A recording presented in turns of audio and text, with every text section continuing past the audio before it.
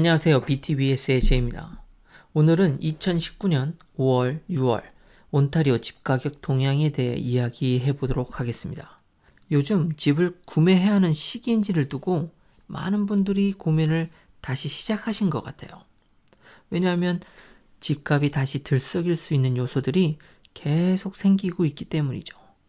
그래서 4월, 5월 집값 분석 보고서와 부동산과 관련된 캐나다 뉴스들을 분석해 봤습니다.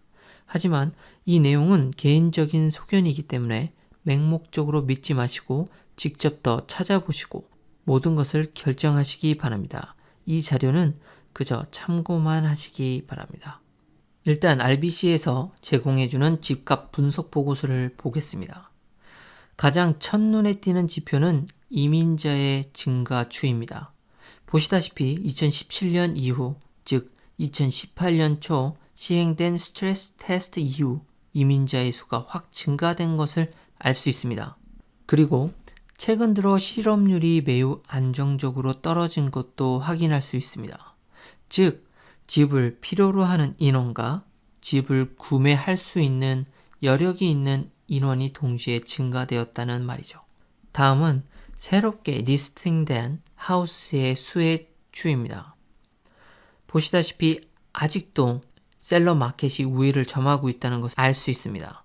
사실 요즘 길가를 다니다 보면 집을 내놓았습니다 라는 간판들이 많이 보이는데요. 이런 간판들이 걸리고 얼마 지나지 않아 많은 집들이 빨리 매매가 돼서 솔드가 여기저기 붙어 있는 것을 확인할 수 있습니다. 너무 많아서 좀 신기할 정도예요. 다음은 집 타입별 건설 추이입니다. 하우스의 수는 줄어드는 반면 콘도 같은 빌딩식 건물은 급격하게 느는 것을 알 수 있습니다. 결국 콘도의 값은 점점 안정적으로 변할 수 있지만 하우스의 값은 점차 상승할 여지가 있다는 것으로 보이는 거죠. 하우스를 건설하는 빌더들은 집값 하락이 될 것 같으면 건술수를 줄여서 보통 집값이 현격하게 떨어지지 않도록 만듭니다. 다시 말해서 지금 스트레스 테스트로 가격이 예전만큼은 증가되고 있지 않기 때문에 그에 맞춰 개발 시기를 늦추는 겁니다. 그래서 가격이 최소한으로 떨어지게 만드는 것이죠. 하지만 여기서 알아두어야 할 것은 집을 사려는 사람들이 지속적으로 총알을 모으고 있다는 사실입니다. 기회가 왔을 때만을 기다리고 있는 거죠. 이 지표는 집값이 지난달에 비해 이번 달 얼마나 변동이 되었는지를 보여줍니다. 보시다시피 집값은 뚜렷하게 상승되는 것을 볼 수 있고 또 더 오를 것으로 예상하고 있습니다. 이건 동네별 평균 집 가격입니다. 제 집 동네는 밀튼으로 15번째로 비싸군요. 전 시티보다 외곽 지역을 선호하기 때문에 이곳에 살고 있지만 전 이 동네가 무조건 더 올라갈 것으로 생각하고 있습니다. 왜냐하면 가격은 좀 저렴하지만 기반 시설도 잘 갖춰져 있고 시티까지 고버스와 또는 고트렌을 이용하면 1시간 안에 갈 수 있으니까요. 그리고 무엇보다 조용합니다.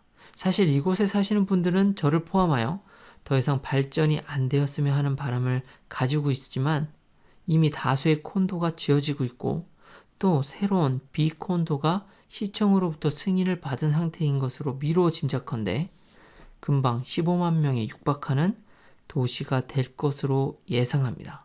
다음은 이번 달 부동산 관련 키 7 뉴스입니다. 그 첫 번째는 정부가 빌더들이 집을 더 많이 짓도록 도움을 줄 거라고 발표한 내용입니다.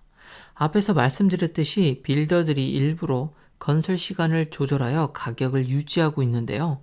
정부가 이런 상황을 해결해보자 빌더들에게 다양한 베네핏을 주려고 하는 거죠. 지표에서 보여주듯이 작년에 비해 거의 반밖에 새로운 집이 지어지지 않았습니다. 스티브 장관이 말하기를 토론토에서만 약 10만 호의 집 건설이 연기되고 있다고 합니다. 그래서 이런 문제를 해결해서 많은 집을 서민들에게 제공함으로써 가격을 좀 더 잡아보려는 심산이 아닐까 합니다. 두 번째 뉴스는 연방정부 주도하에 새 주택 건설과 오래된 집 수리를 할 것이라고 발표를 한 것인데요.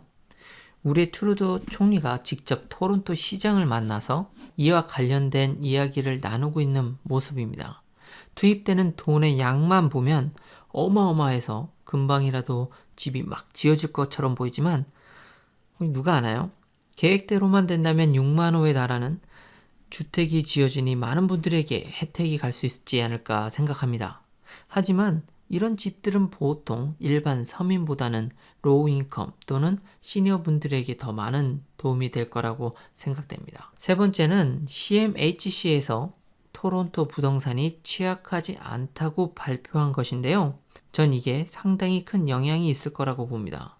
아마도 보수당에서 스트레스 테스트를 없애려고 할 때 가장 들이밀기 좋은 증거가 아닐까 생각합니다. CMHC는 소비자가 손해를 볼 수 있는 주택시장의 불균형을 미리 확인해서 취약성을 측정합니다. 그래서 혹시라도 있을지 모르는 버블 시장에 일반 서민들이 발을 들여놓지 않도록 사전에 경고를 주는 거죠.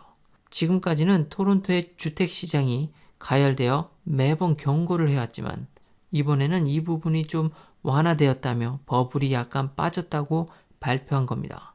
즉 스트레스 테스트가 성공을 한 건가요? 여하튼 이 사실은 부동산 업자들과 보수당에서는 상당히 좋아할 내용이긴 하네요. 네 번째는 많은 전문가들의 부동산 가격 상승 예상입니다. 여름 내내 상승하다가 10월 21일 치러지는 연방정부 선거 이후 더 뚜렷하게 상승할 것이라는 의견이 다수입니다. 정치에서 승리하기 위해 가장 민감한 부동산 완화 이야기를 안 할 수 없을 테니까요. 아마도 많은 정책 선물들을 서민들에게 하려 할 겁니다. 그러면 지금까지 총알을 모아두고 있던 소비자들이 집을 사기 시작하겠죠. 그럼 집값 상승은 자연적으로 될 것이고요.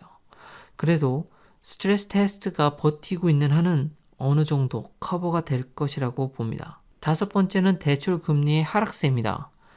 4월 24일 캐나다가 기준금리를 발표했는데요.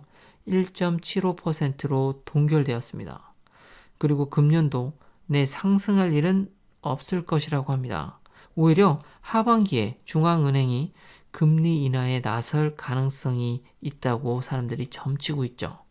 그렇게 되면 대출 금리는 꾸준히 내려갈 것으로 보입니다. 여섯 번째는 대출 상환 기간이 다시 30년으로 길어질 수 있다는 것입니다. 이 표는 75만 불 집을 기준으로 35% 다운페이를 했을 때 내야 하는 이자와 원금을 예로 계산해 본 표입니다. 아모타이제이션을 25년으로 했을 때 이자가 76,600불 정도, 그리고 매달 내야 하는 돈은 2,400불 정도입니다.